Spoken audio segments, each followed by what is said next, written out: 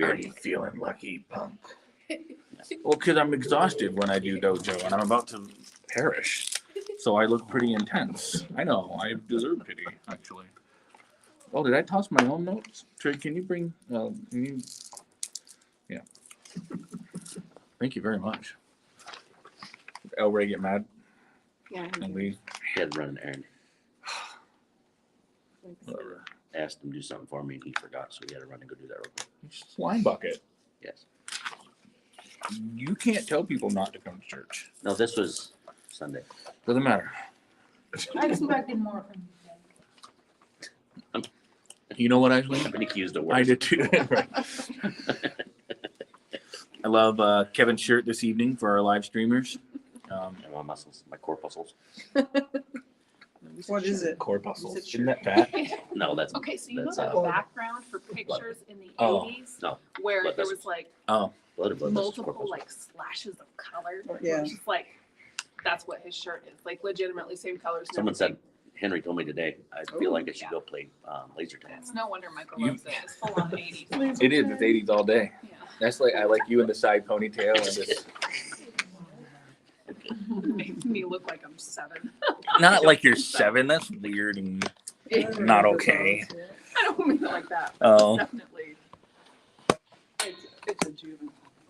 I'm moving it up so that we can get a little closer. Get a little closer. Don't be shy. Good evening, we've gotten Laura. Destry McDonald, my buddy from college, goes, Saved by the Bell is in the house. Yes, it is you. Destry, With I an love Apple you. Watch. Man, I haven't heard from Destry in forever, dude. What Destry. What a great name. Destry, yeah. That's a Yeah. movie. So Destry is from the South. That is And really- Destry was always one of the most kind-hearted, and I mean this, one of the most kind-hearted, sincere, like, you know what I mean, just honest. Like when you looked at them, you're like, this guy's not impressing anybody. He's not putting on a show for anybody. And that, I don't know, I just remember him for that. I want to be remembered. It's too late for me to be remembered for that in any sphere of my life. They'll remember me as the nerd or the clown. Oh well. We can't be everything that we admire in others. Yeah, write that down. We can do it. We can't be everything that we admire in others. You can just pretend to. It's fine. He's your amanuensis. Ooh, yes, he is my amanuensis. All right, Destry. Hello, everyone in Maine from Carlsbad, New Mexico. Oh, I love Carlsbad, New Mexico. Do you really? Beautiful, beautiful town. I And- prefer Carl's Good. And they have the caves. Carlsbad caverns, baby. Those were very cool. Well, You've seen the caverns? you know, we used to show up for like Um, 2 hymns and a at camp 40-minute message. Now I'm not sure what we New do. Mexico. I think it's better though. I do. Is that the one where your dad We, put the we mask have a down? fellowship at the church. Really? Because it was so dark and he was like, Yeah, they turned all the lights off in Carlsbad caverns in Carlsbad, New Mexico. They told everybody to stand still and grab a hold of something. They turned all the lights off. Huh. So it's like pitch black. You can't breathe. I've been in something like that. And my dad took out his candle lighter Yes. and lit it. And I mean, be surprised how much a little cigarette lighter does. And Yeah. you heard one of the tour guides, turn that thing off. I'd have it. I was scared. You know, kids, speaking of lights that light in the darkness, Proverbs chapter 8. All right. What a segue. All right. But sincerely, thank you for joining us, live streamers. We're happy. It's right in my face, so I feel like I'm talking to you, but I am talking to everyone present as well. This is creepy. It's sufficiently creepy. Well done. Well done. All right. So Proverbs 8, it's a contrast from Proverbs 7, because in Proverbs 7, we're introduced to this woman who is crying out in the streets, alluring and enticing whoever she can beguile. And it's like we talked about last week. Last week, we noticed several common sales tactics used, whether painting a picture of imagination, closing the deal, assuming the sale, going for the weaker link. You see, we saw all of these tactics.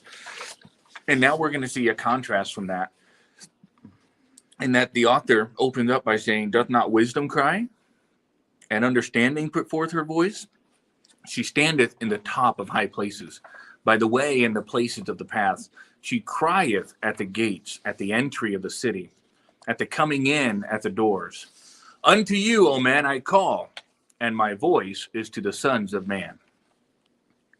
O ye simple, understand wisdom, and ye fools, be of an understanding heart. Hear, for I will speak of excellent things, and the opening of my lips shall be right things.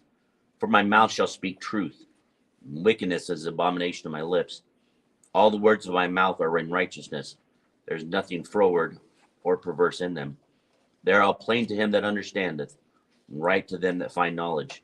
Receive my instruction, not silver, and knowledge rather than choice gold. For wisdom is better than rubies, and all the things that may be desired are not to be compared to it.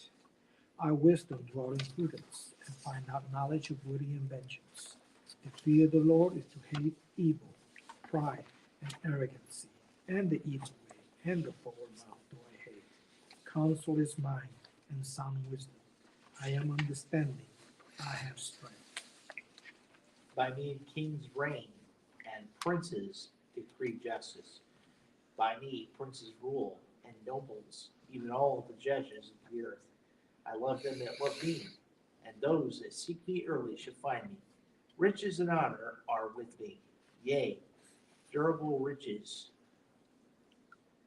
and righteousness. My fruit is better than gold, yea, than fine gold, and my revenue than choice silver. I lead the way of righteousness in the midst of the paths of judgment, that I may cause those that love me to inherit substance, and I will fill their treasures. And the Lord possessed me in the beginning of his way, before his works of old. I was set up from everlasting, from the beginning, or ever the earth was. When there was no depths, I was brought forth. When there were no fountains abounding with water. Before the mountains were settled, before the hills was I brought forth. While as yet that he had not made the earth, nor the fields, nor the highest parts of the dust of the world. When he prepared the heavens, I was there. When he set a compass upon the face of the depth. When he established the clouds above. When he strengthened the fountains of the deep. When he gave to the sea his decree, that the waters should not pass his commandment.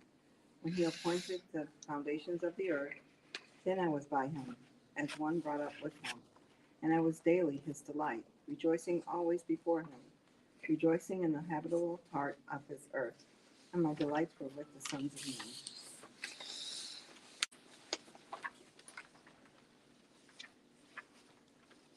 Now therefore hearken unto me, O ye children, for blessed are they that keep my ways. Hear instruction and be wise, and refuse it not. Blessed is the man that heareth me, watching daily at my gates, waiting at the posts of my doors. For whoso findeth me findeth life, and shall obtain favor of the Lord. But he that sinneth against me wrongeth his own soul. All they that hate me love death.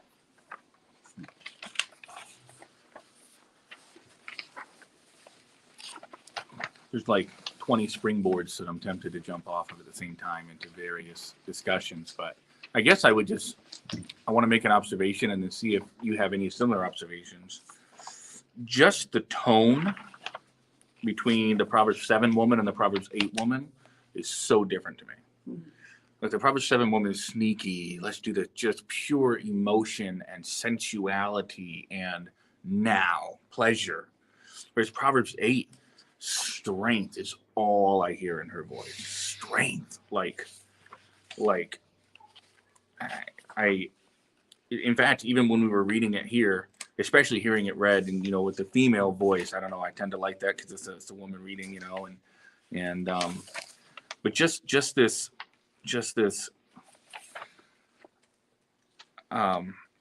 let's just say the author of whoever wrote this series of chapters, maybe Solomon, maybe a amanuensis, right? Maybe someone who wrote with his wisdom in mind. A lot of times they would say the Proverbs of Solomon.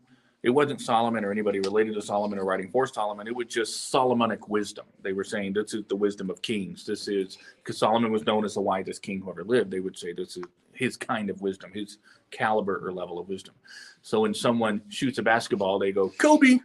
They're not claiming to be Kobe. They're just saying, oh, I'm going to make this shot like Kobe. That's a lot of times what they did with Solomon's name. You find that in a number of texts and scriptures. However, there are some that I believe are definitely Solomon. I don't know if 7, 8, and 9 are. All that to say, whoever did write this, this was not an accident. This is a literary masterpiece in which the perfect and most wonderful contrast exists between these two women. And it's summed up by itself at the end of chapter 8 when she says, those who hate me love death. Well, you'll remember that the wrong kind of woman, the Bible says that her ways lead to death. Yes. So if you are simple and gullible, you hate wisdom. And it doesn't mean that you're actively thinking about wisdom. You know, it's not like atheists hate God. Atheists talk about God more than any Christian I know. You know what I mean, right? So it's not that kind of hate. It's a hatred like, I don't have time for that. It's a hatred by inverse principle. When I love eating a double quarter pounder with cheese, large fry, and a large Coke, I am hating life, right? I'm hating hell. I'm hating my future. And honestly, and this is going to sound a bit of a stretch, but if you look at it from the right perspective, I hope you'll hear me out. In a sense, I'm choosing to love that more than my own family. Yes. Right? Because I'm not going to be there for them as long if I stuff myself with that, right? When I chose to go to dojo and it took me away from here for that last bit for a year and 2 months,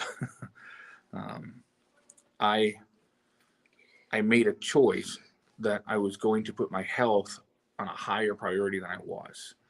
I'm not losing a ton of weight as rapidly anymore, but my wife could tell you I look much different than I was.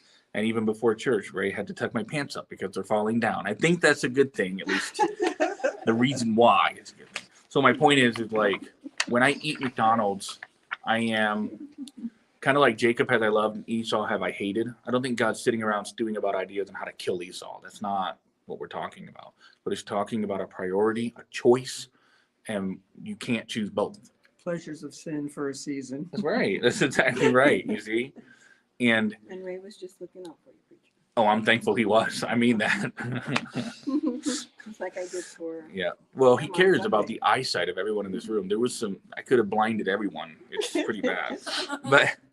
But like, there are some things, I guess this is what I'd sum it up as, and I want to hear your observations, just initial impressions from the contrast. There are some things that you can't have your cake and eat it too. And like, these two ladies, you can't have both. And you love one and you hate the other. And in that sense in which we fully embrace one and we fully run from the other, which is why flirting with women who are not your wife is a betrayal of one's covenant faithfulness to one's wife, right? Because you're trying to have your cake and eat it too. And then you end up committing to two women, maybe one not in a matrimonial sense, but in a carnal sense, and you betrayed the very idea of what it is to be faithful, and you betrayed God, just like we read in Malachi, and all that to say, these are lifted images. They're remember those transparencies that you used to put on the overhead projectors, right? These are the transparencies that you can lay over just about any issue in life. So anyways, Pastor? I wrote down this. Difference between the two is number 7 allures with physical pleasure upon herself. Yeah. While 8 enlightens long-term reward and value almost from herself. Yes. 8, 7, you are going into her. You are taking her, and she's offering herself.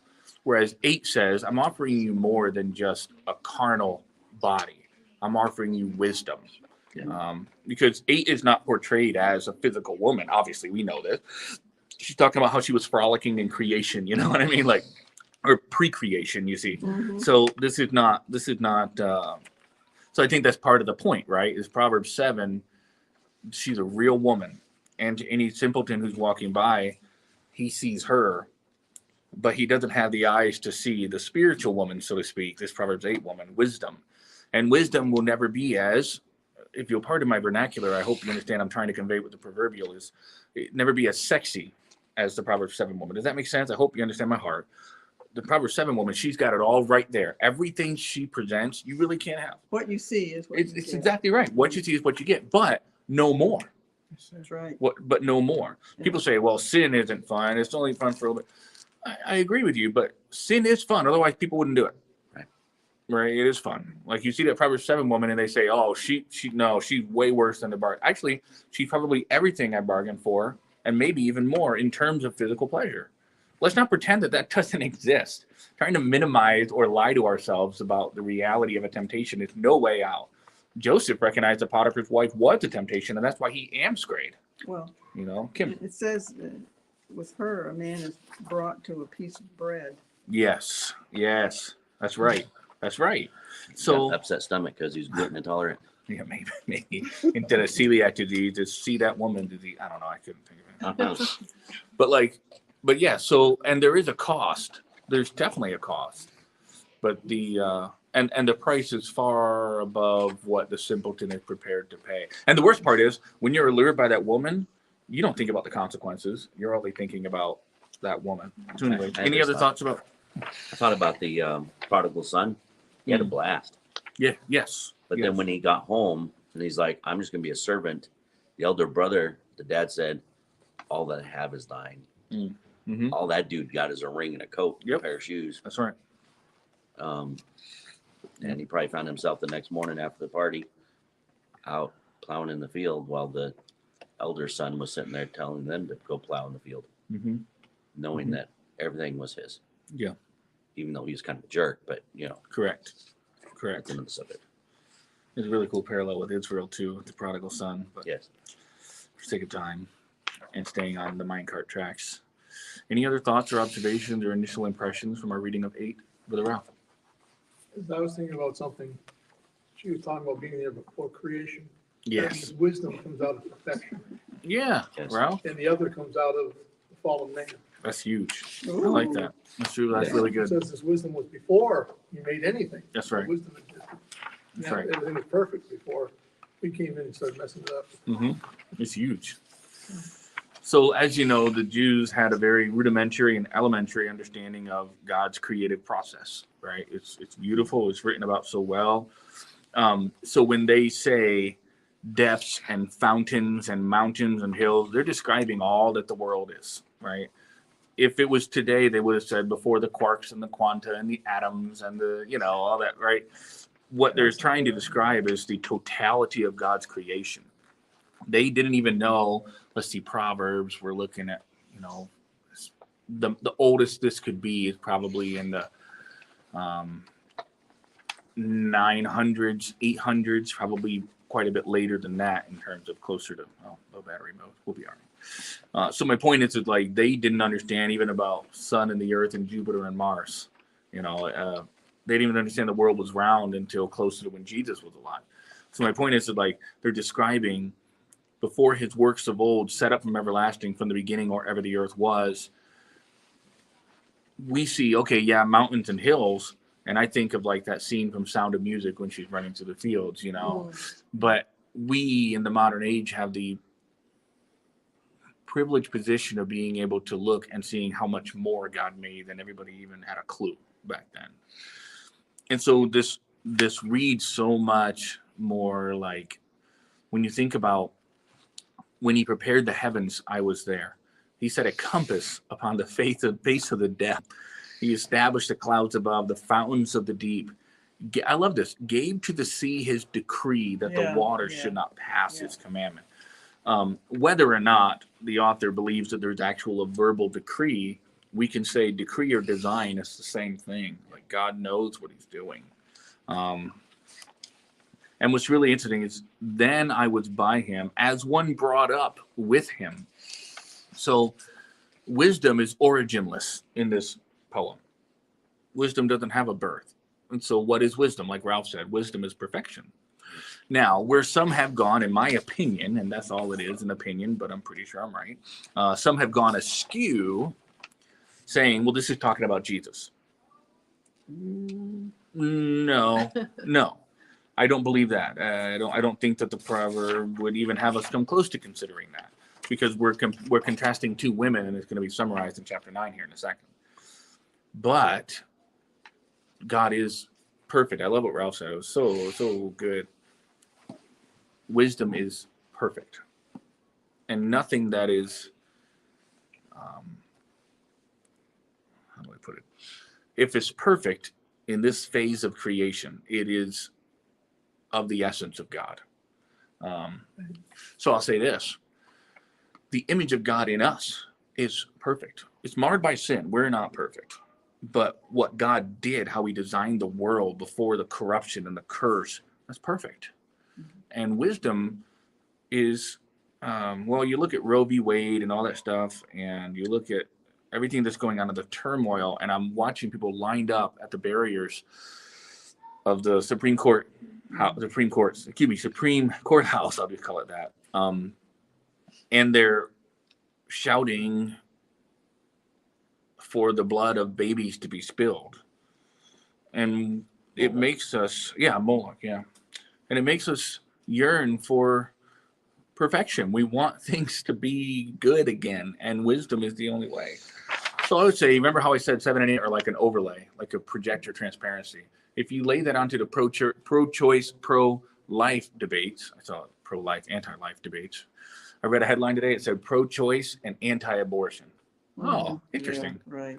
Wait a minute. What? Why are we not pro anymore? See how they do that? And by the way, when it's a conservative issue on the ballots, we're always no. We're hardly ever vote yes. We always vote no. It's just interesting. There's a subconscious thing there. But if you want to call me anti-choice, I'm not. I am absolutely pro-choice. Pro-choice not to have sex before you're married. Pro-choice. And you say, what about rape and incest? Oh, you mean that which constitutes 0.3% of all terminations of pregnancy and abortion?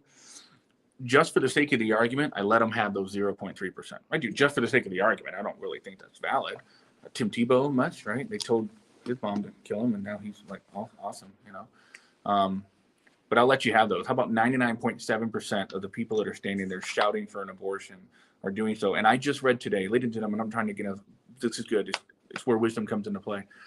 I read a woman posting on Reddit today. She said I had to cancel she called it something, squalid rat tour or something self-deprecatory, in that she was planning on going and having sex with many men this summer as part of her, what she wanted to do this summer.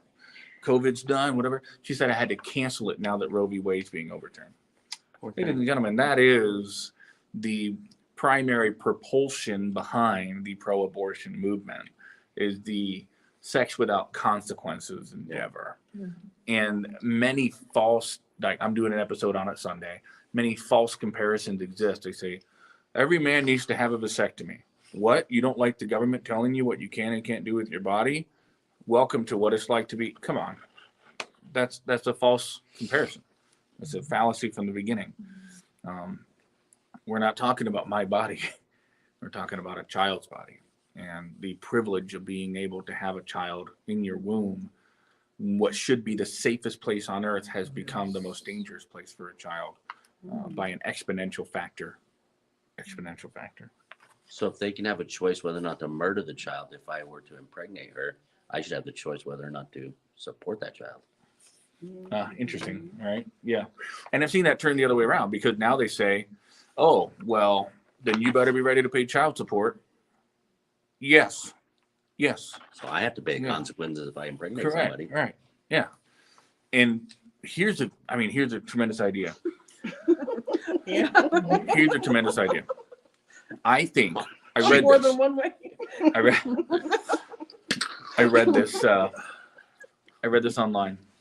Here's a great way for women to strike back and really get even with we pro-lifers. I got a great way. Just some of them might be listening, so I don't want to give them too many ideas, but here's a really good one. Before having sex with anyone, women should make the man enter into some sort of like signed covenant with her that he's going to stay with her and be faithful to her and raise her children as, someone who's in their lives constantly. That's what they should do. AKA I've just mentioned marriage, right? You know, that's the whole point. You really want to get back at him? You really want to get back at this? Oh, then you make a man sign a contract before you're willing to have sex with him. Yes. Yes, that was God's idea first. Marry the Slav and put him to work. Wow. Right. So you say, all right, Britt, we knew you were going to talk about Roe v. Wade, but when you think about the people lining up saying we want to kill babies, you say that's not a fair. I know it's a mischaracterization. I understand it, but that is what's happening. And then you leave that realm. You eat a cracker to cleanse your palate, right? And then you open up Proverbs 8. And then you read this woman. My fruit is better than gold. My revenue than choice silver. Riches and honor are with me. Kings reign, princes rule, nobles, judges, princes decree justice. Wisdom is just sounding really good right now.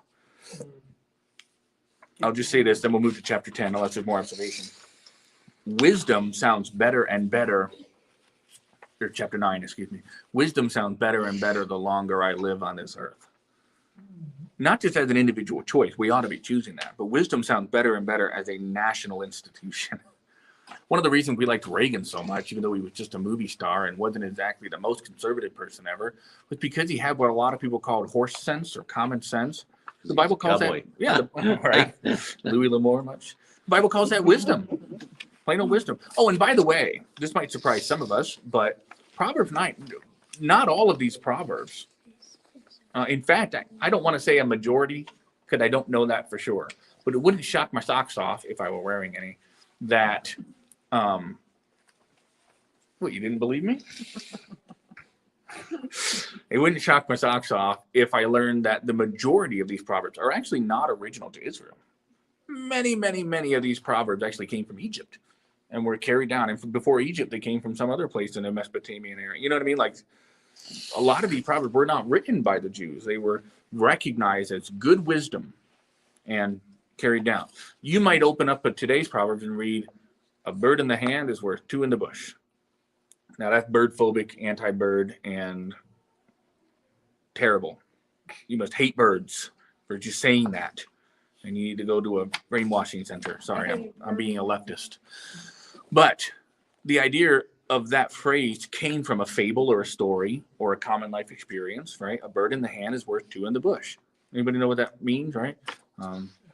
You see two in the bush, you might lose both of them right? But if you've got one, that's worth just as much as two long. You see, so anyway, technically, I guess a bird in the hand is worth more than two in the bush, especially if you hunt like I do. Both of those birds are going to get away. But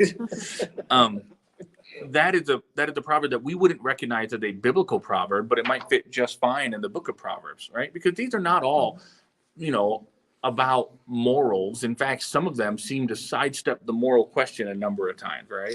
But it's good wisdom for life. But Proverbs 1 through 9 is definitely divine wisdom from God. And this is talking about hear instruction, be wise, refuse it not. And then it ends in Proverbs 9, which is a really cool summary. And then right at the end of Proverbs 9, you're like, okay, I'm ready for wisdom. I see all this junk out in the world. I've seen the way my life goes without wisdom. I'm ready for wisdom. And then the very next page you read goes the Proverbs of Solomon and gives you 21 chapters of pure, unadulterated, unmitigated, undiluted wisdom. You know what I'm saying? So all truth is God's truth and all real wisdom is God's wisdom. And we're wise to listen to wisdom. So this almost like from the old PSAs on the Saturday morning cartoon, between the Saturday morning cartoons, the public service announcements where, don't drown your food and wash your hands and things like that. Yeah. But see, this is a good old version, ancient version of, the Brothers Grimm or Aesop's fables. Yes.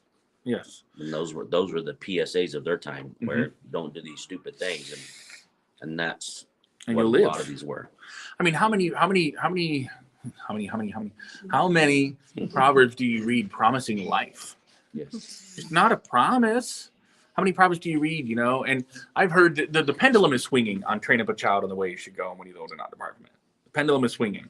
It used to be, that's an ironclad truth. Yep. And then it swung to Proverbs are just Proverbs. And I have noticed a very definitive trend that the pendulum is swinging right back to say, if we were to actually do this right, it would actually work. That's clearly happening.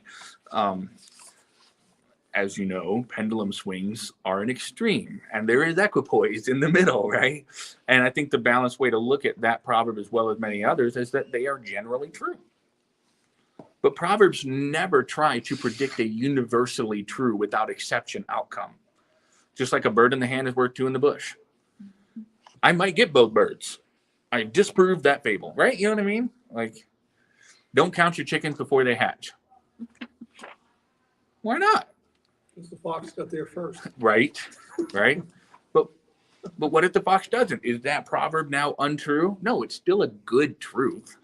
It just doesn't apply to every single circumstance. See how that works? Well, so that's barring no other external influence. That's right. So I mean, That's yes, right. you can raise a kid up perfectly, but Mhm. then, you know, he hangs out with Iceland at high school. Yep. And What? paying attention now, are you?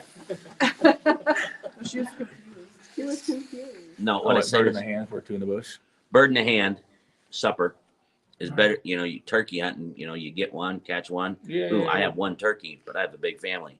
And I just saw two running underneath that tree. Sets that bird down. So should I set down the one that I have that I know maybe we only get a leg to go after two in there? You know, if I'm lucky, I can hit them both with my shotgun, but I already have one. So we eat lean, or we don't eat at all, potentially. Think about it this way. You have a lottery ticket and you just won $10. I have two lottery tickets unscratched, each worth $10, potentially. I say, you have won $10. If you give me that $10 lottery ticket, I will give you my two unscratched lottery tickets with the potential of $10 each. Which is really worth more? You're good at coming up Or with No, I don't. I examples. don't know. I just thought of it. Sounded but like, which one's worth more? Intrinsically, the potentiality is the two are worth more, but the chances of you actually getting $10 on each one of those. And what are you doing playing the lottery in the first place? Now, Well, that's the whole premise of Let's Make a Deal, that game yes, show. yes. Yeah. I haven't seen that in a long time, but when Wayne Brady took it over, I kind of was tempted to Oh, see it. Monty Hall was the king. Monty He was Hall. awesome. I've seen a couple episodes with him. All right, so let me run through Proverbs 9 and see if you can catch this summary here. I'm just going to run through it. Wisdom builded her house, hewn out her 7 pillars, killed her beast, mingled her wine, furnished her table, sent forth her maiden, crieth upon the highest places of the city. Remember, Proverbs 7 woman made preparations too, right? And she says, whoso is simple, let him turn in hither. As for him that wanteth understanding, she saith to him. So far, it's like exactly the same as the Proverbs 7 woman, calling out for the simple. Which it repeats in verse 16. I'm not seeing verses. I didn't do that. Yeah. She says the same thing. Yes. Yeah, exactly right. Whoso is simple. Exactly. Then she says, come eat of my bread and drink of the wine which I have mingled. Forsake the foolish and live and go in the way of understanding. It doesn't sound as good as bed with linen of Egypt. It doesn't. You say, yes, it does to me. Yeah, we're feeling really noble right now. Appealing to your baser instincts. Exactly right. My baser instincts they're I'm at 0% on a regular basis in church. I'm around wonderful people who love the Lord, who, you know what I mean? Like 0. But I know there's a rascal inside of me that comes out. You know what I mean? When nobody's there, that's where I'm a character sweetheart. comes in. I'm a sweetheart. Ask my mom. Yeah. Eileen runs a fight club. All right. Don't even fall for that. Hey, my mom's a leader. All right, let me run through these last 3 paragraphs. So right here, the let's see. Yeah, right here, he starts to really sum up with these last 3 paragraphs, and we're kind of breaking out of the well, let me just read it. He that reproveth the scorner getteth to himself shame, and he that rebuketh the wicked man getteth himself a blot. Reprove not a scorner, lest he hate thee. Rebuke a wise man, and he will love thee. Boy, is that true or what? You try to correct somebody who's calamitous and prideful, they're just going to get angry with you, and they're going to leave the church. Wait, what? You know? It's facts. right? But if you talk to somebody who's wise and you have that kind of relationship and say, hey, when you said that, it was, a little off color, maybe went a little bit too far. A wise man's going to say, you know what, you're totally right. That's my bad. That's on me. I don't think I do that because I'm extremely holy. I do it because it's the path of least resistance and I'm not an idiot. You say, that's not nice. No, I mean, like, if somebody's saying something that's true, why would I and I'm not being, please hear my heart. This isn't the Michael Britt hero moment. I'm just saying, like, in these moments, and all of us, I believe, are probably this way. At least we should be. If somebody says, hey, this is where you kind of messed up. Unless if you have a leg to stand on, just take the correction and just say, that's my bad. I'm sorry. Might be, and then move on. Like, it's not even a big deal. And the best part is Proverbs will eventually teach us that people will like you more when you are willing to say, might be. I'm telling you, guys, and you probably experience this a lot too, and I'm sure a number of you have in this room, managing a crew of people. I've been at it for a little while. It's much more significant than it was at like Arby's when it's just a bunch of 18-year-olds. You're like, go do this, and they go flip some fries. Like, these are real big life things. And some people, I correct them again and again and again. If they're truly willing to say, I'm sorry, I'm going to try to get that right, and they show some action, I'll correct them 1,000 times. But I cannot stand when I try to correct someone and they're like, oh, yeah. Oh, man. Well, we've all done that sometimes. Number one, don't laugh at me when I'm being serious with you. This isn't jokey time. Number two, no, we haven't all done that sometime. Not all of us have nearly killed someone in the truck. You know what I'm saying? I hold your paycheck in my hand. Correct. Anyways, but my point is, like, just don't try to defend yourself. Don't try to be like, yeah, well, I don't want to hear we've all. Anytime, I'm telling you, I used to do the same thing. And God forbid, if I still do, I want any of you to slap me. I want all of you to take turns slapping me. If you ever hear me say, well, we all struggle, and so here's my confession. It doesn't matter what anybody else does. Right? It's me, O Lord, standing in need of prayer. Well, this is every man's struggle. You messed up. Take it and just say, you're right. Like, bah. And people say, well, I wasn't feeling that great that day. I was having an off day. When you're 4, you can probably get away with like, oh, he didn't get his nap.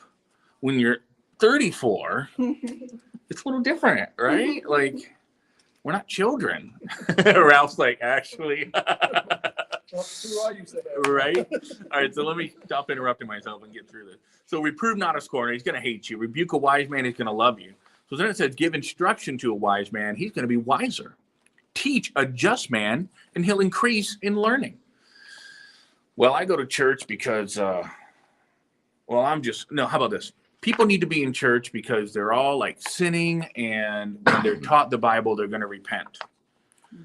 People don't need church as much. Here's the thought. People don't need church as much because they're already really wise and they can afford to miss a few. That's literally the exact opposite of what the Bible teaches. Literally the exact opposite. The more you know, the more you realize you don't know. Right? Real intelligence is the Dunning-Kruger thing. Real intelligence is when you come to the point when you say, right? I don't know everything there is to know about this. And that's when you soak up knowledge. But you'll never get the fool off of what. There's an actual Dunning-Kruger graph. I don't have time to explain it, but basically, I'm going to anyways. Dunning-Kruger effect. It basically says the less you know about something, the more you are confident about how right you are. That's right. And there's actually a graph that shows ignorance, and then it goes way up in confidence. And the more you know, it slopes far downward. And then only much later in the graph does it begin to ascend again. The researchers call that highest peak of that no knowledge, total confidence. I'm not joking. You can see the graph. They call it the peak of stupidity, the peak of Mount Stupidity. Then the lowest point of that graph is called the Valley of Despair. Pretty Bunyan-esque, don't you think? And then it goes on to what they call guru, which I don't know about that phrase. The word guru is a little, whatever. But real knowledge is when you realize, I don't know anything about this. I don't know hardly as much as I thought I did. And that's when you just surrender and say, there are people who've been doing this for 45 years. Now, as a young whippersnapper, And I'm still a young whippersnapper. I just don't have hair, but like it's really tempting. Come on, how many freshmen in college have we seen who knew everything? That's the peak of mouse stupidity, Bobby Bible. right? Bobby Bible, right? Right. And some people never graduate. Some people put a flag on Mount Stupidity and live there the rest of their life. And they try to teach others, and they get an honorary doctorate, and then they start Bible college anyway. So. Personal bitterness, fight it, pack it inside, don't let it out. All right, and then from the peak of Mount Stupidity, they look down and they go, that idiot. Oh man, he's running the books. You don't need books. You just need to listen to me. Whereas that guy, who the people on Mount Stupidity are looking down at, that guy is actually making progress. That guy's making progress. That lady is making progress. And everybody says, oh, they're so much lower than we are, but they're moving in the right direction because they don't have that feigned paper mache confidence. Oh, So they're stuck at the top, not making any progress. correct, Not going Ralph. anywhere. Correct. Let's say you want to. Guys just standing there. That's right. Okay. So we went to climb Mount Katahdin, right? Before you really start the actual climb, it's a few hours into the hike, so you feel like you should be at the top, but you're nowhere close. Don't worry. You come across a beautiful place called Chimney Rock. Anybody ever seen it? Been there? Oh my goodness. I've said this before. I'll say it again. With my eyes, and I've been to a lot of different places. You know, I bragged about it. 4 continents, 9 countries, 45 states. I've seen a lot of places. I've never seen a place as beautiful with my eyes as Chimney Rock. It Chimney Point, Chimney Rock, whatever they call it. It is absolutely, it's breathtaking. It makes me want to just fall down and just rest. And maybe I saw it on a good day, but there's nothing like it. But if you stay at Mount Chimney, you'll never move on to Katahdin. And you think that you've climbed Katahdin, but you're really just at the base. And actually, speaking of Bunyan, he had an illustration like that. Yes, he did.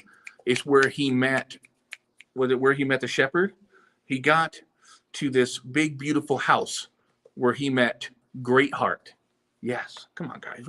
This is great. Pilgrim Progress. It's fantastic. Anyway, and they said, this probably seems like a really cool place to spend the rest of your life, but you can't stop here. You have to keep going. And then he made it to the celestial city. You know what I mean? So, like, I don't know. Anyways, let's move on. Last 2 paragraphs.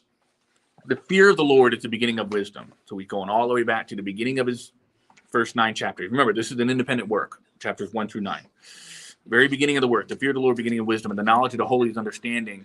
For by me thy days shall be multiplied. It's almost like it shocks you back into the realization that she's saying the fear of the Lord is beginning of me. By me, your days are going to be multiplied. The years of your life are going to be increased. If you're wise and wise for yourself, but if you scorn, you're going to bear it. And then the ultimate summary is here. A foolish woman is clamorous. She is simple and knoweth nothing. For she sitteth at the door of her house on a seat in the high places of the city to call passengers who go right on their ways. Whoso is simple, let him turn in hither. And as for him that wanteth understanding, she saith to him, stolen waters are sweet, and bread eaten in secret is pleasant. But he knoweth not that the dead are there, and that her guests are in the depths of hell. Talk about let's make a deal. What's behind door number 1? What's behind door number 2? It would be a much easier game to play if you could see what's behind each door. And that's what Proverbs 1 through 9 is all about. It's telling you there are 2 doors. And then it's lifting that curtain so you can see what's behind each door. And all it's doing is saying, walk through the right one. Yeah. But again, when we're all here, it's much easier to commit to walk to the right one. Just like when I'm in the front of the mirror in gym and I go, I'm going to lose weight. Never going to do that again. Never going to eat that again. Never going to. And then I get home and I'm like, I am famished. Put the whole pizza inside my mouth. Don't even cut it. Correct. Right? Oh man, Ralph. It was a cauliflower pizza and it was small, but I put it, it was at work yesterday. And again, it was within my budget of calories. And I put it in the oven, pulled it out, just ate the thing. It was crisp and it was delicious. If it was softer, I would have rolled that thing up like an Italian cauliflower burrito.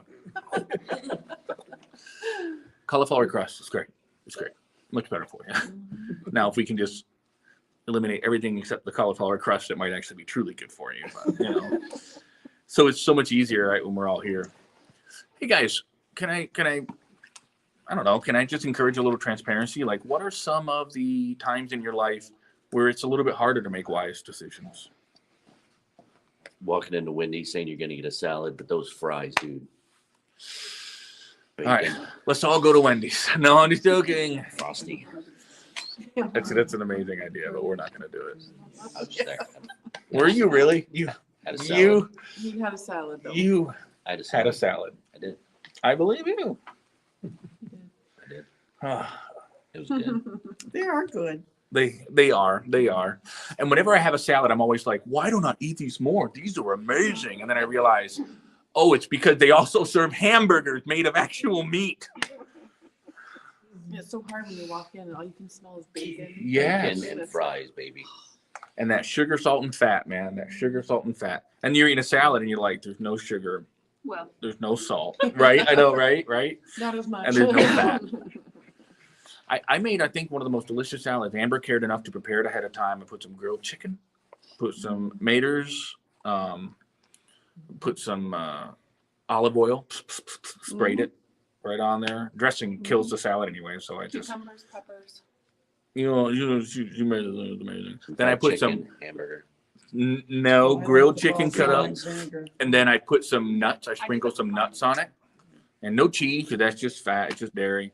And I think that was it. And I'm telling you, that was an incredible salad. Oh, and some egg. I fried up some egg and put it in there. Incredible salad. And while I'm eating it, I'm like, I will never go. So, It'll fill you up too. and I don't know how to pronounce it when you do it. The satiety, is that it? The satiety index. If I remember correctly, the satiety index for foods, the standard is the egg. Everything else is compared against the egg in satiety index. Incredible and edible. Wouldn't you say? So like when I'm eating a salad, I'm like, I'm never going to leave this salad again. But then the salad's gone and I go back into McDonald's and all of a sudden I want it. That's the ladies, man. That's the lady wisdom. I will never, I'm sitting here in church, shout to the Lord, all ye saints, let us sing. And then I get back outside and I'm like, Rocky Road High School. Right. I can be Rocky Balboa or eat Rocky Road. Either way, there's two pains, man. Pain of discipline, pain of regret. Wifey? Well, it's, the foolish choices, they're usually much easier. Mm-hmm. The salad is, you have to buy all the stuff and then you have to prep all the stuff. Yeah. And then you have to take it with you and Yeah. do it Chew it there. twice as Whereas, Yep. the McDonald's, you Easy. just walk in and Instant You gratification. don't even have to walk in. It's almost. That's true, Al. That's true. You don't even have to get out of walk. the car. DoorDash, baby. Yeah. It's almost like the lady, Yes. same thing. You have Yes. it now, you can have it later. Yes. You always go for the now. Lady wisdom does not promise you pleasure. She promises you life. Lady pleasure does not promise you life. She promises you the other thing. Yeah. Death. But at least it'll feel good. Tastes good. Taste good. Right. Tastes good. Oh man, supersized fries. You know that maybe you've seen the cover of the documentary Super Size Me, Super. where the guy has all the fries sticking out of his mouth. I want to be that guy in life. I want to be him. And you say, come on, no, you don't. I'm telling you, I actually do, but I don't. You say, oh, you sound like Paul in Romans 7. Yes, that's life. I really want to do this and I don't want to do this and I find myself doing the wrong things. Who will deliver me from this body of death? Paul says. And then it's like he regains his composure and says, thank you, Lord. Right? Brother Al. I'm just thinking over the decades when fast food places first came around here. I'm old enough to remember that. Yeah. You saw that here, the burger special was, wow, that was wonderful. And then it was next size. Yes. When the Whopper came out, the two fisted, now they make doubles and triples. Yes. Yes. There's just not enough anymore. If you look at the size of a large soft drink from the 40s, I know this is this is just rhetoric at this point. It was a very small cup. This Or is a small They from didn't Wendy's now. have even sizes. They used to be the large. It was just You're right. the drink. You got a drink. You just got the drink. Yep. Right. I really like what Destry said. I believe Destry's a pastor in New Mexico. He said this: "Don't be an anti-intellectual and just assume to be right. Wisdom recognizes the need to be taught and the need to learn." We should put him on our thread. Eugene Mark. Right? That'd be great. So, We just talked about that today. so like, wisdom is smart enough to know what it doesn't know. Yes. Who was it? Was it you or Mark on your podcast talking about needing to learn to learn? That was me. Yeah, This it's year, you. This week. This week. Week. But like people don't really even know how to learn anymore. Neil Postman wrote about it in his book, Amusing Ourselves to Death. Is Yes, good book. we don't learn without entertainment anymore. I love Mr. Rogers. I wish every show on TV was Mr. Rogers just on replay. Okay, so don't get me wrong. But his was a symbol of the changing methods in how children intake information. Now it's puppets. And then it became Sesame Street, right? And then from Sesame Street came, I'm not entirely certain. What's that? Barney. What is it now? Barney. Oh, Barney. I thought you Electric company. Electric Company. Don't slam Electric Company. Not here. Don't go there. Not now. No, you're talking, but you're right. You're right. Electric Company was playing in our home just the other day. Today. And what's that? Today. Even today. All right. Electric Company. And Captain Kangaroo and all them. But what's the other one? Oh, Blue's Clues and Dora. Blue's Clues and Dora set a new precedent. Did you just ditch Dora? You just hold on. They set a new precedent We're leaving. where that now voice. the characters on the television screen would actually interact with the children watching. They did what was called breaking the fourth wall. They'll say, "Do you know where Swiper is?" And they wait a second, which is a really killer way to destroy 7 seconds where you don't need to actually make any programming. You just get that, you know what I mean? You're just standing there staring. And the kids are like, "There he is, Dora, turn around. He's always behind you, Dora." You know what I mean?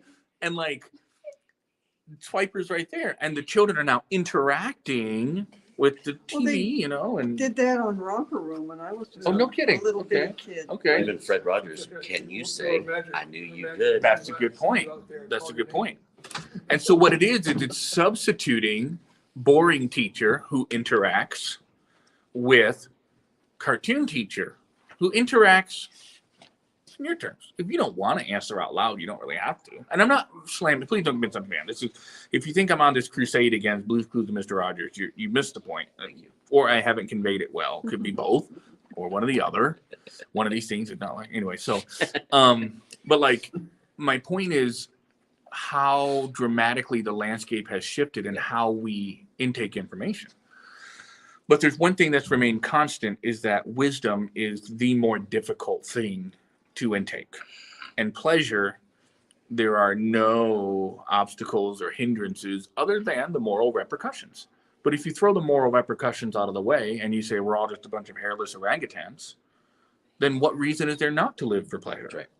And our global economy, Western culture, whatever you want to say, is flint-faced, dead set on making sure you can live your life without consequences and with maximum pleasure. Yeah.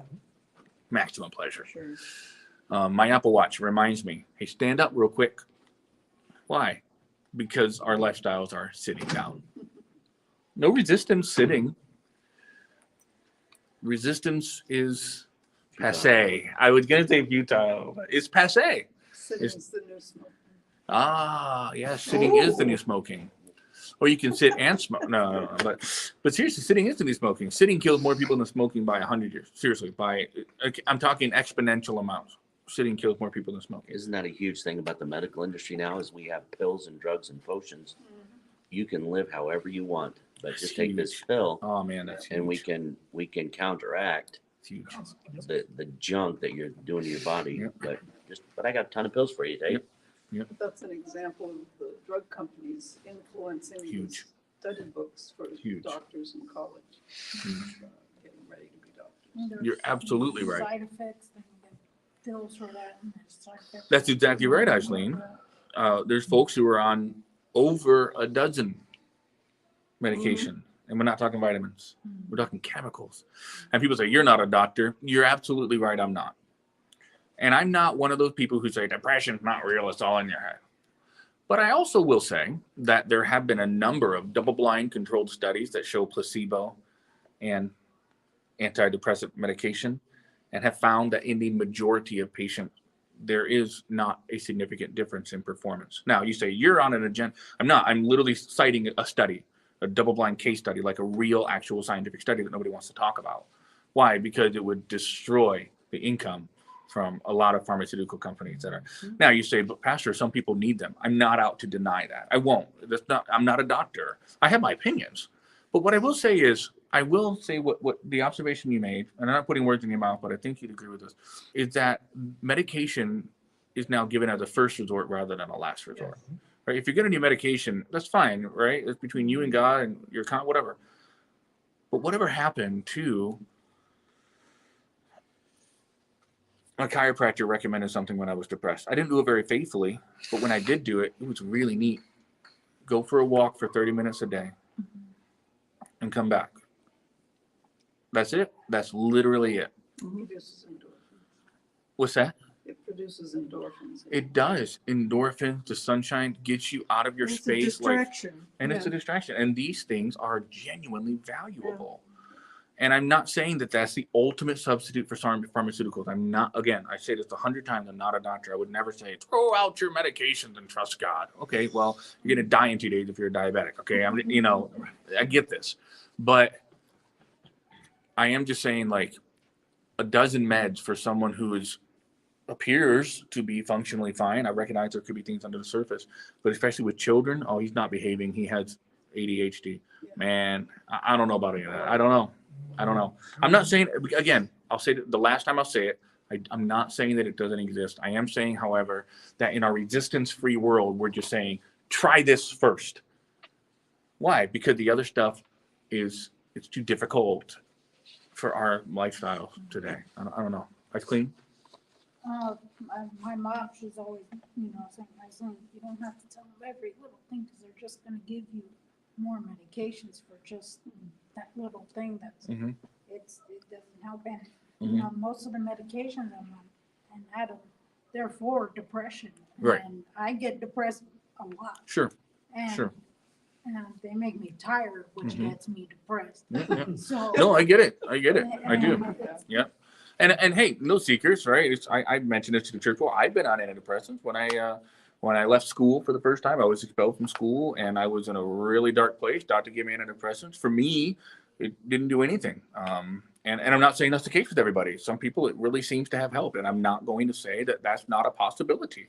But I'm just trying to say it shouldn't be a first resort. And in our culture, it has become an immediate first resort. Talk to your doctor about, well, of course the commercial wants me to talk to my doctor about Wellbutrin, Lexapro, all the others. Why wouldn't it say talk to your doctor about multiple options that have been, you know what I'm saying? So I'm not antidepressant. Is that a double negative? That means I'm not depressant? What? Okay, I don't know. Anyway. My years of experience as a social worker convinced me that there's something lacking in depressant medications. Sure. Because there doesn't seem to be a lot of improvement. Sure. Most of the time. Sure. Sometimes, maybe. Yeah. And even so I think it's just whatever the term is that I can't remember. Sure. On the tip of my tongue. It substitutes for the like a placebo. Placebo. Yep, a placebo effect. Sure. And somebody might be watching this and say, man, they must think they're all a bunch of medical doctors sitting around in a circle. No, but I think just like you don't have to be a biologist to define a woman, right? I think that a lot of us have personal experiences.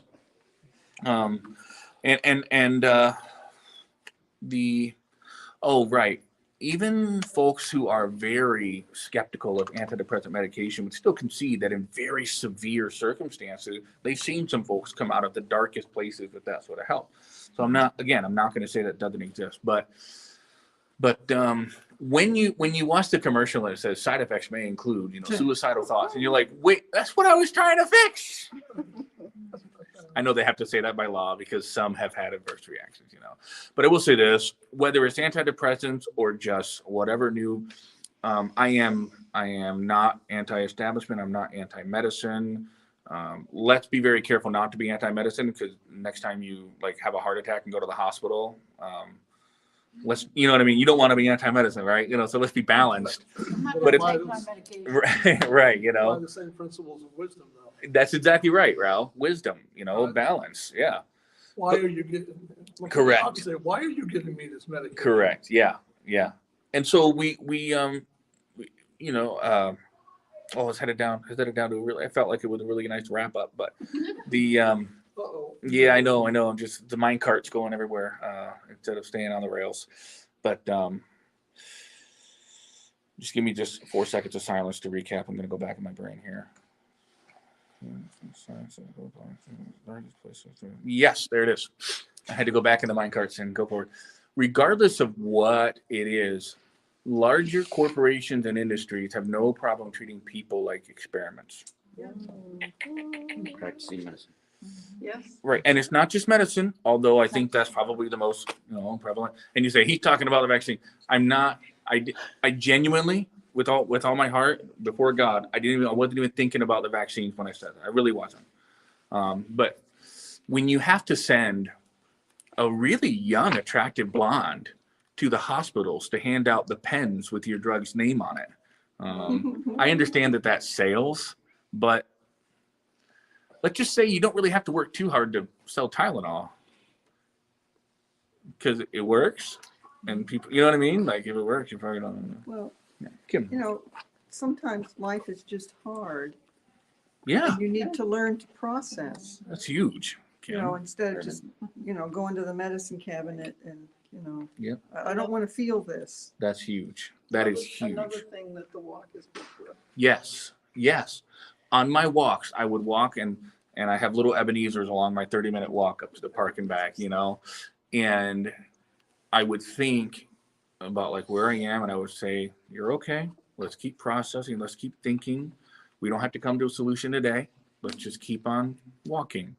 And walking actually kind of provides a physical manifestation of what you're doing in your head, making progress, right? Except when you turn around and go back. I guess that illustration falls away. But Kim, I love that point. Lady Wisdom, like I said, does not offer pleasure and instantaneous gratification. Her ways are hard. Life is hard. And when we have this weird, subtle expectation that it ought to be easy, that gives us problems with God. We say, God, what about this? And God's looking with all his love and kindness is probably saying, what about that? I did not say that you would not experience that. In fact, if I remember correctly, I said you would. Right? And sometimes what don't kill you will make you strong. Yes. I've read many memes. They say, I'm tired of being made stronger. I don't want to be stronger, I saw another video clip of Johnny Erickson Tata the other day. And you say, well, speaking of being used as guinea pig, God sure seems to be able to use people at his expense. I think God has a way of maximizing human choices and maximizing, I think of George Bailey from It's a Wonderful Life, when he sledded down and he had the bad ear that ended up, and you know how the sequence of events turned out in the movie, Rescued his brother. Yes. And you say, well, why did God allow that? Why didn't God? You're asking God to do things that he is not in the business of doing. He will not arrest your free will in order to make you a puppet to bring it. I don't believe that about God. I believe God is sovereign, but I believe he works in tandem with free will, because if there is no free will, there is no imaging of God. We are not like him if we don't have free will. We're not marionettes. And again, can I just give you what I believe is a huge death knell to this stuff? Adam and Eve in the garden were told, don't do this, and they did it anyways. Like, what more do you have? Unless if you expect that all to be theater and drama and a big play where God is lying. You know what I'm saying? Like, this is craziness. So, Johnny Erickson Tata, I forgot exactly how she was injured. I'm going to try to shut up after this. Please forgive me. Diving, right? Yes. Now, one might say, well, why did God allow that? Why do you think that God made that happen? Why do you think? God allows him because God has a system whereby he operates. God put this world here and said, this is how it works. And then he does things like gives us proverbs so that we know how to work in it. He gives us an instruction manual, right? And you try to, yeah, Susan? She said she dove and broke her neck. Yeah. And was holding her breath, laying on the bottom of the Mm. pool without being able to move. And Mm. hoping that her sister, Oh. Her sister rescued her. Precious. Yeah. Oh, It's like But me my- with, I'm sorry. what's that? It was like me when I went to, my mom and I went to Portland. I know I'm I'm an epileptic. There's a bunch of rocks down there and I shouldn't even be there, even though That's right. I know my Yeah. seizures are under control. Yeah. I shouldn't even be there. I could have gone down. Yeah. I had more of a chance than, someone who's not epileptic. Yeah. Yeah. I So, had died and I put myself in that danger. yeah. So wisdom says, well, I'm not going to be down there on the rocks. And then if somebody has a seizure on the rocks, we say, God, how could you let this happen? And God's like, this didn't take you by surprise. And now the theodicist could say, well, why did God allow seizures in the first place? And I think to answer that, you got to go back to like the Dark Ages when people were marrying their sisters and corrupting the gene pool. I think that has more to do with it than scientists want to think. But in other words, it's not God's fault. He makes beauty from ashes. But he does. That's my ultimate point when I mentioned Johnny is he makes beauty from ashes. He allows this world to go exactly as it does, and people find him even in the darkest places. But if we're never allowed to go into those darkest places, we don't find things. And so that's when human free will and God's sovereignty do seem to mesh or collide. It's when you see God using these circumstances for good, even though they meant it unto you for evil. Yeah. The rock at the bottom of the water meant everything evil to Johnny, so to speak, but God meant it unto good.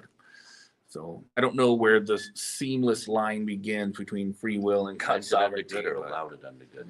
Right, that's the key. He meant it unto good. That's exactly right. There's no way of knowing which lives that she has touched by her ministry. That's right. And she would have never had any contact. Nobody would know who with she is. the head ministers. And I was going to share one story that Deb and I were going to get married. We ran into terrible opposition from some people with Mm-hmm. Deb's disability. Yeah. And then one of them was listening to a radio program and said, oh, how wonderful that is. And then someone said, do you know she's in a wheelchair? All of a sudden, the whole attitude about how Deb and I were going to live. Sure. Because then she got married. Yeah. When she got married, when it seemed we didn't see someone else, it worked. Yeah. Yeah. And that was one of those things that crossed the path that Yeah. you just don't know. Mhm. How it's gonna. That's But you what have someone happened. like my dad, who when he first met Deb, lovely story, he reached out, he came up behind her and said, I'm doing this on purpose. He reached around and hugged her around the chair, and he said, I love you both. Mm. Hmm. Yeah. Hmm. And if it were possible to reach into the medicine cabinet and take being in a wheelchair away, nobody would blame anybody in a wheelchair. I would take it in a heartbeat. But, right?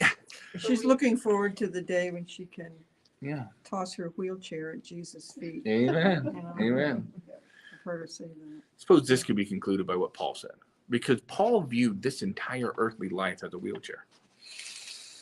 He was Mhm. a hated man. Everywhere he went, people tried to kill him. You think he wanted to stick around? He said, no, what did he say? To be with Christ is far better, he said. But it is still, what's that? For me to live is Christ. To die is gain. So he chose Christ over gain. So for Paul, the Proverbs 8 woman was staying here and choosing Christ. The Proverbs 7 woman was to die and gain immediate gratification, you see. Interesting.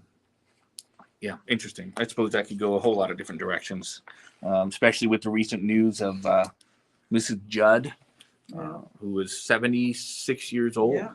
and took her own life. Well, no. And one might say, and I said to my wife, I looked right over at the couch and I said, you never hear about it. Naomi Judd, yeah. That's Winona. Winona, I'm sorry.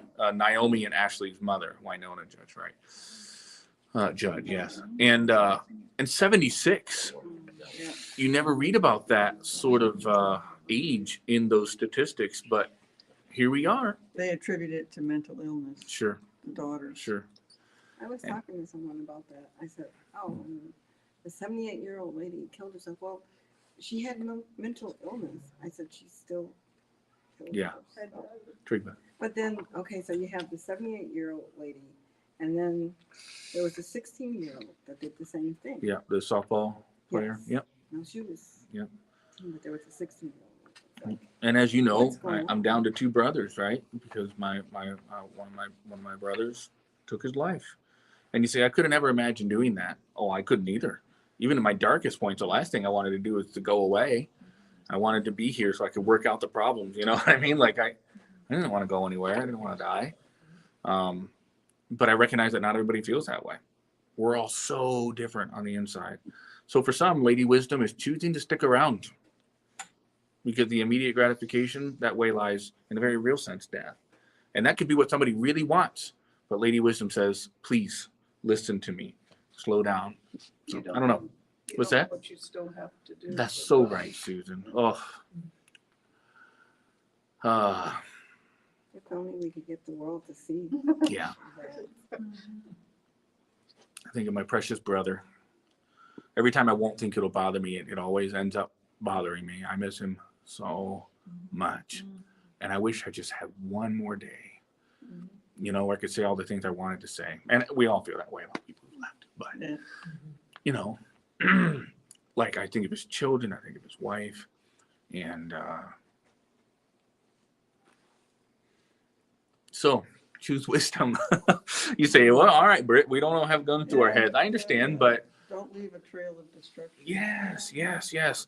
But I will, I'm finally, after much ado, I think I've got the best way to end this. Finally. One more comment in a minute. Right, yeah, okay, go for it.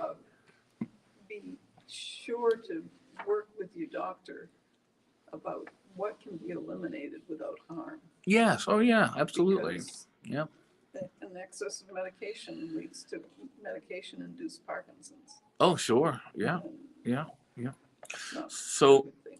one might not find oneself on a precipice of something dire, you know, suicide or some terrible addiction.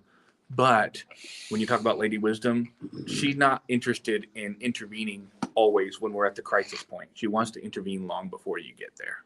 You'll notice the Bible said she laughs at the guy who already got caught up by the woman in Proverbs 7.